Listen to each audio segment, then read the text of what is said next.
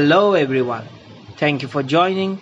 It's a legal dictation of 500 words at 100 words per minute.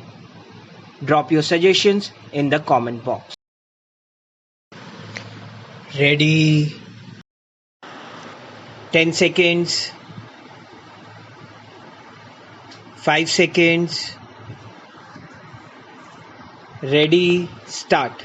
It is therefore clear that no legal proposition has been laid down on the compounding of offence in Duncan's Agro. This court proceeded on the peculiar facts of the case discussed above. Therefore, the said decision cannot be an authority to contend that by mere sanctioning of a scheme, the offences committed by the appellant company prior to the scheme stand automatically compounded. Reliance was placed on the decision of this court in the case of CBI New Delhi reported in 5 SCC 257. In that case, reliance was placed on the decision of this court in Duncan's Agro as such.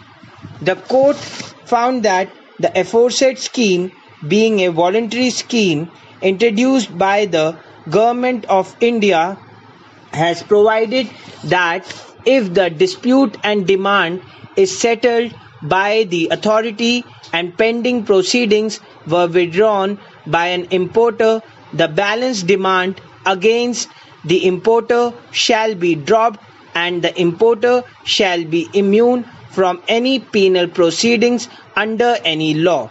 The court also came to the conclusion that under the Customs Act 1962, the appellant have been discharged and the scheme granted them immunity from prosecution.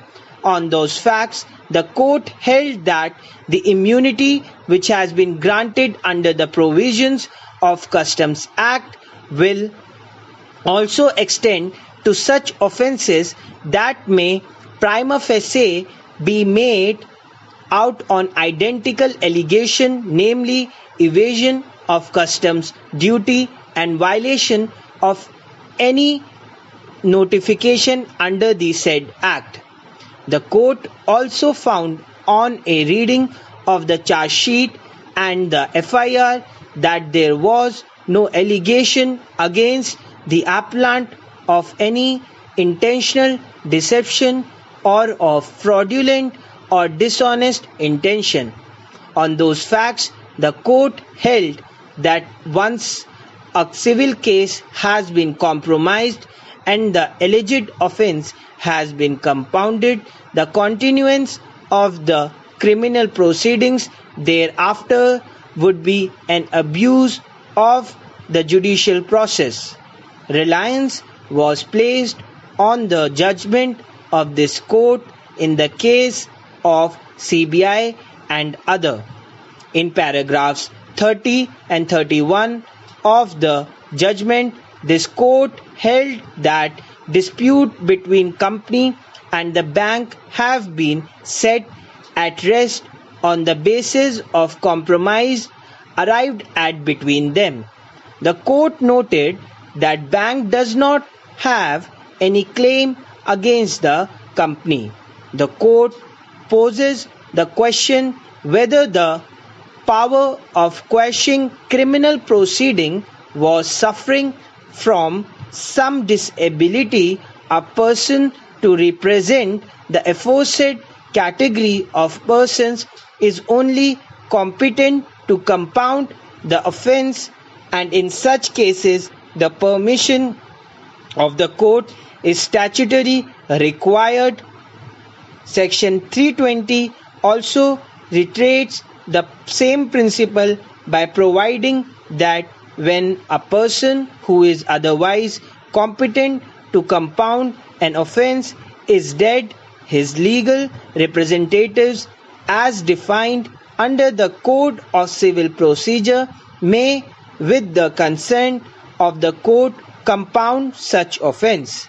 Therefore, representation of the person compounding has been statutorily provided in all situations, relying on the aforesaid clause in section 147 of the NI Act, learned counsel for the appellant argued that a three-judge bench decision of this court in Damodar case held that in view of the clause in section 147 of NI Act, which is a special statute, the requirement of consent of the person compounding in section 320 of the code is not required in the case of compounding of an offence under NI Act.